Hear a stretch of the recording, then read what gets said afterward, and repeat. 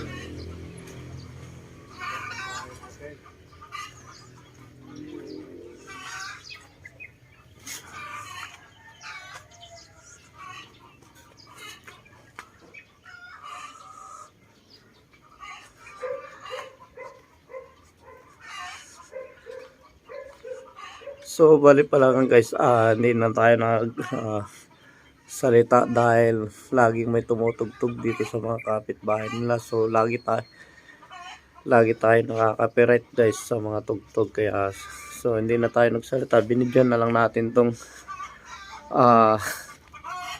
ginawa namin ngayon dito sa may Butaw, Malasiki, Pangasinan. So, bali dalawang project yung ginagawa namin dito guys.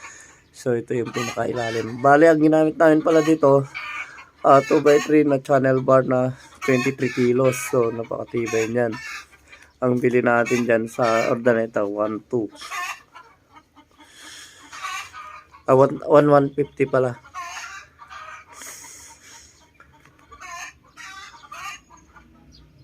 So, bali, spandel na lang kulang nito.